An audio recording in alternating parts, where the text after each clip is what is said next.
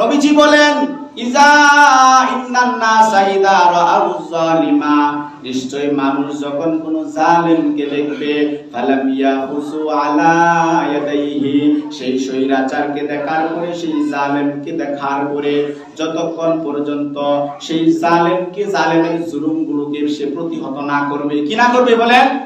প্রতিহত। জালেম সে যেই হোক, যদি জুলুম করে, আপনার জন্য উচিত হলো হকের ঝান্ডা নিয়ে, হকের পক্ষ নিয়ে তার বিরুদ্ধে দাঁড়িয়ে যাওয়া এবং মোকাবেলা করা, এটা আপনার দায়িত্ব। নবীজি বলেন ফালাম ইয়াখুযু আলাইহি, সে যদি ওই জালেমকে প্রতিহত না করে, সে যদি ওই জালেমকে প্রতিহত না করে, সমাজের মধ্যে সে জালেম প্রতিষ্ঠা, জুলুম করেই যাচ্ছে, জুলুম করেই যাচ্ছে, এমন যদি হয়, যদি সে প্রতিহত না করে, নবীজি বলেন আও শাকা আইয়ু আম্মাহুমুল্লাহু বিআইকাবিন, অচিরেই আল্লাহ পাকের শাস্তি তাদেরকে পাকড়াও করে নিবে।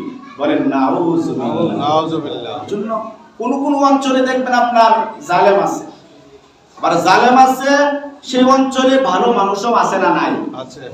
ওই অঞ্চলের মধ্যে যদি কোনো বিপদ আসে, ভূমিকম্প বলেন অথবা অন্য কোনো বিপদ, যেমন আগের যুগে কেউ যদি জালেম বা স্বৈরাচারের ভূমিকায় যদি কেউ অবতীর্ণ হতো, সরাসরি আল্লাহর গজব আসতো আসমান থেকে, আইসা সমস্ত ভূখণ্ডের মানুষদেরকে ধ্বংস করে দিত।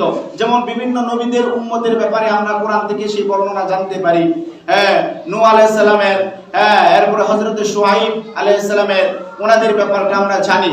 তো জালেম মানে জুলুম, অত্যাচার সমাজের মধ্যে এগুলা করার কারণে যখন আযাব আসতো, তখন শুধু খালি এই জালেমের উপরে আসতো এমন না, ওই ভূখণ্ডে ওই সমাজে যারা ছিল সবার উপরে আযাবটা আসতো। এখন প্রশ্ন হলো যে ভালো মানুষ যারা আছে তাদের উপরে আযাব আসলো কেন? আল্লাহ প্রশ্ন হইতে পারে না?